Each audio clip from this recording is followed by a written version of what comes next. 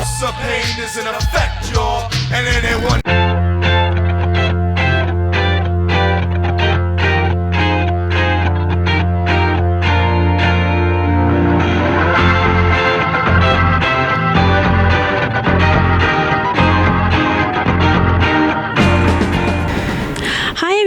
I'm Grace and welcome back to another Ponty TV interview. Today I'm joined by outside half Ben Jones. Thank you for joining me. Please. In your time with Ponty, you have played outside half and fullback. What are the differences between each position and you know, can you adjust to it well?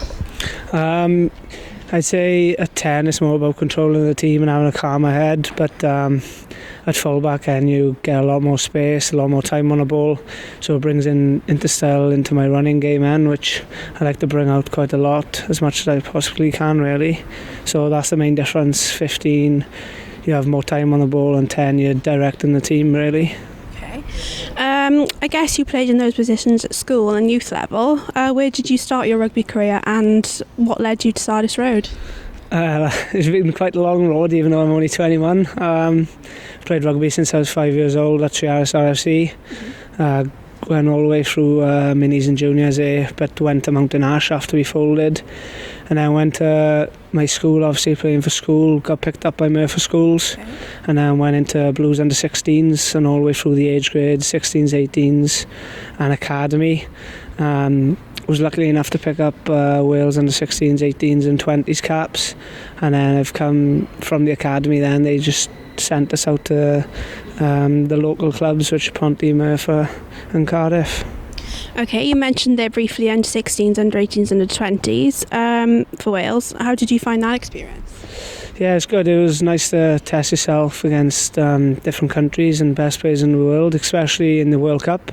Playing against Australia, beating them was one of the best achievements in my career so far. I'll never forget it. And also playing against world champions France in the under 20s out in France as well, with I think it was about 13,000 fans. So yeah, it was really good. I enjoyed it. Good. And I guess playing at our home on our fantastic surface suits your style of play, running rugby. Do you find it difficult to adapt to the heavy pitches more in the winter time when it's raining, and do you have to change your game a lot? Yeah, it is. It is pretty different. Like when we were down Bridge End 2 weeks ago, I think it was hard to adapt, and I think you see now in the first 20 minutes boys were trying to throw the ball wide and trying to run, but our legs wouldn't take it really. That's why I've cramped up and given myself a calf issue. Yeah, the preparation in the week don't really change. We know that what pitches we're playing on before we even get there, so we know we have a game plan and set in our heads, and we try and put it on Saturday. Okay, so going back to the under 20s, is the gap between that level and then say academy rugby with the Blues that you went through, is it a difficult one to bridge?